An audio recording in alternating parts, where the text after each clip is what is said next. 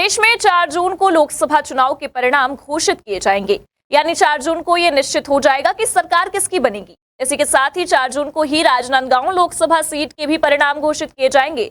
छत्तीसगढ़ की सबसे hot seat माने जाने वाली राजनांदगांव लोकसभा सीट में टक्कर काटेगी है। एक तरफ मोदी की गारंटी लिए पूर्व सांसद संतोष पांडे मैदान में है, वहीं दूसरी तरफ पूर्व मुख्यमंत्री भूपेश बघेल कांग्रेस के उम्मीदवार है। मतगणना को लेकर राजनांदगांव में क्या कुछ इंतजाम किए गए हैं, इस पर इंडिया टाउन न्यूज की इस खास रिपोर्ट में देखिए।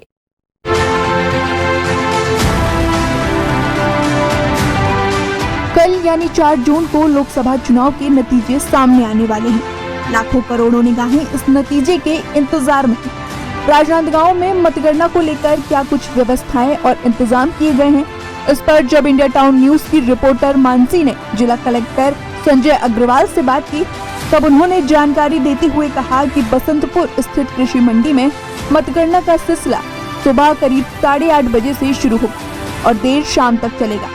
राजनांदगांव की 4 विधानसभा सीटों की ईवीएम मशीनें कृषि मंडी में रखी हुई हैं। 4 विधानसभा सीटों की काउंटिंग अलग अलग हॉल में की जाएगी। हर हॉल में 14 टेबलों की व्यवस्था की गई है। साथ ही नतीजे 16 से 21 राउंड के बीच आ जाएंगे। इसके अलावा गर्मी को मद्देनजर रखते हुए लोगों के लिए कूलर, ठंडे पानी, ORS घोल और डॉक्टर की भी व्यवस्था की गई है। इसके अलावा सुरक्षा के पुख्ता इंतजाम किए गए हैं। जिला कलेक्टर संजय अग्रवाल ने और क्या कहा, आप भी सुनिए। 4 जून को लोकसभा चुनाव का परिणाम आएगा, उसको लेकर क्या कुछ तैयारियां हैं राजनांदगांव में, जानेंगे जिला कलेक्टर संजय अग्रवाल जी से। सर, क्या कुछ तैयारियां हुई हैं चुनाव परिणाम को लेकर? इसमें 4 जून को जिला राजनांदगांव में बसंतपुर में HWC का गोडाउन है, वहाँ पे उसको हम लोग मतगणना कक्ष के रूप में आइडेंटिफाई किया है, अधिसूचित किया है। वहाँ पे हमारी सारी तैयारियाँ हो गई है, हमने रिहर्सल कर लिया है। सुबह 7 बजे स्ट्रांग रूम ओपन होगा। कैंडिडेट्स को इसके बारे में सूचना दी जा चुकी है। 14 टेबल सभी जगह लगाए जाएंगे। पोस्टल बैलेट पेपर की काउंटिंग यहीं पे होगी। उसके लिए पृथक से हाल में 4 टेबल उसके लिए लगाए गए हैं। सिक्योरिटी ECI के जो नाम्स हैं उसके अनुरूप सिक्योरिटी की तैयारी व्यवस्था लगाई गई है और मुझे लगता है कि कल बहुत ही स्मूथ तरीके से काउंटिंग होगी। सर, कितने राउंड में जो है परिणाम आएंगे? पूरे संसदीय क्षेत्र में चूँकि 8 विधानसभा है, तो किसी विधानसभा में 16 राउंड होंगे, किसी विधानसभा में 21 राउंड होंगे। ये राउंड उस पर डिपेंड करते हैं कि उस विधानसभा में कितने बूथ हैं। तो जहाँ ज़्यादा बूथ हैं वहाँ पे राउंड ज़्यादा होगा, बट कवर्धा और पंडरिया में बहुत ज़्यादा बूथ हैं, लेकिन वहाँ पे 21 टेबल लगाएंगे, इसलिए वो भी जो है 20 और 21 टेबल में वहाँ पे भी आ जाएंगे। 16 से लेकर के 21 राउंड में यहाँ पे समाप्त होंगे।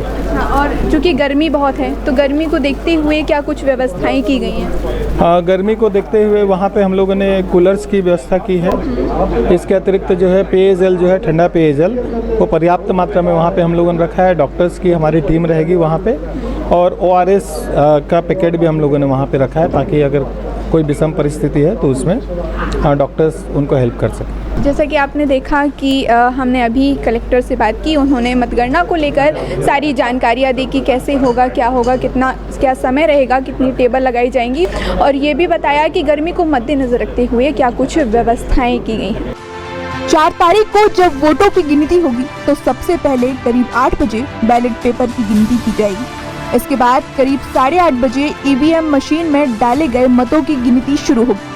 सुरक्षा के लिहाजे से मतगणना सेंटर पर 3 लेयर सुरक्षा के इंतजाम किए गए।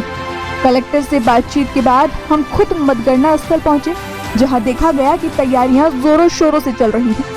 पानी, टेंट और लाउड स्पीकर की व्यवस्था हो चुकी है। वहीं CCTV के माध्यम से काउंटिंग सेंटर पर प्रशासन की नजर रहेगी। इस वक्त हम बसंतपुर स्थित कृषि मंडी में उपस्थित हैं, जिसे आप स्ट्रांग रूम भी कह सकते हैं।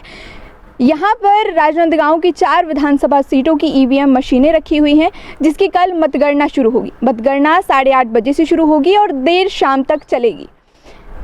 जैसा कि आपको पता है कि लोकसभा चुनाव 7 चरणों में 1 जून को संपन्न हुआ और 4 जून को परिणाम आएंगे। तो 4 जून को निर्धारित होगा, जनता ये डिसाइड करेगी कि किसके सर सजेगा ताज और कौन करेगा राजनांदगांव में राज। लेकिन उससे पहले मतगणना को लेकर क्या कुछ तैयारियां हैं, उसके बारे में जब हमने जिला कलेक्टर संजय अग्रवाल से बातचीत की तब उन्होंने बताया कि जिस तरह राजनांदगांव की 4 विधानसभा सीटों की ईवीएम मशीनें यहाँ पर रखी गई हैं तो वो अलग अलग हॉल में रखी गई हैं और सभी हॉल में 14-14 टेबल का अरेंजमेंट किया गया है। इसके साथ ही 16 से 21 राउंड पे परिणाम घोषित कर दिए जाएंगे।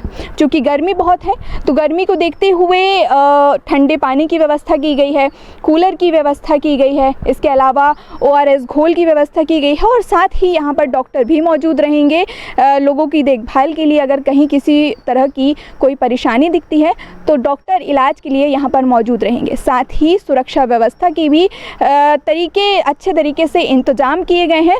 इसके अलावा अगर अब मैं राजनांदगांव की बात करूँ तो यहाँ से बीजेपी से संतोष पांडे हैं और कांग्रेस से भूपेश बघेल खड़े हैं। जहाँ एक तरफ बीजेपी ने संतोष दिखाकर संतोष पांडे को सामने उतारा है और ये दिखाया है कि क्योंकि पिछले 2019 लोकसभा चुनाव में भी संतोष पांडे मैदान में उतरे थे, इसके पहले कभी भी रिपीट नहीं किए गए सांसद, लेकिन अब अगर देखा जाए तो वापस से संतोष पांडे पर बीजेपी ने संतोष दिखाया है। तो वहीं अगर कांग्रेस की बात करें तो पूर्व मुख्यमंत्री भूपेश बघेल, जिन्होंने मुख्यमंत्री अपने कार्यकाल में कई योजनाएं निकाली और केंद्र सरकार तक उन योजनाओं का डंका बजा, वहां पे तारीफें हुई, यहाँ पर भूपेश बघेल खड़े हुए हैं। अब देखना ये है, वैसे कहा जाता है कि राजनांदगांव सबसे ज़्यादा हॉट सीट है, सबसे ज़्यादा यहाँ के चर्चे होते हैं और पूरी छत्तीसगढ़ में सबसे ज़्यादा तहलका मचा देने वाली सीट है। और सबसे बड़ा चेहरा भी अगर देखा जाए तो भूपेश बघेल, जो कि पूर्व मुख्यमंत्री रह चुके हैं,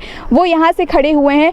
तो वाकई कांटे की टक्कर है। देखना है कि किसकी जीत होती है, किसके सर ताज सजता है और किसको हार का सामना करना पड़ता है। वहीं अगर वोटिंग प्रतिशत की बात करें तो इस बार 77% कुल वोट हुआ है और अगर 2019 की बात करें, 2019 के लोकसभा चुनाव की बात करें तो 76% मतदान हुआ था। तो देखा जाए तो 1% का इजाफा देखने को मिला। अब देखना ये है कि बीजेपी के द्वारा निकाली गई महातारी वंदन योजना, जिसके तहत हर महिला को खाते में 1000 रुपये डाले जा रहे हैं, वो काम आती है, या फिर कांग्रेस के द्वारा ये कहा जा रहा है कि अगर हमारी सरकार आती है तो हम महिलाओं को सालाना 1 लाख रुपए देंगे। अब देखना ये है कि जनता किसके वादों पर विश्वास करती है। इसके अलावा जनता का रुझान, पत्रकारों का अनुमान और ज्योतिषी की भविष्यवाणी कितनी सही होती है और कितनी गलत होती है, ये तो पता चलेगा कल, यानी कि 4 जून को ये निर्धारित हो जाएगा कि किसके सिर ताज सजने वाला है और कौन राजनांदगांव में राज करने वाला है। इसके अलावा आप एग्जिट पोल भी देख रहे होंगे। एग्जिट पोल में ये दिखाया जा रहा है कि जो बीजेपी है वो 10 सीटों पर अपना पैठ जमाएगी, वहीं कांग्रेस को 1 सीट मिलेगी। अब हालांकि कल का इंतज़ार रहेगा, कल ये निर्धारित हो जाएगा, कल ये ऐलान हो जाएगा कि कौन राजा होता है। कैमरामैन महेश्वर साहू के साथ मैं Mansi Soni, India town news.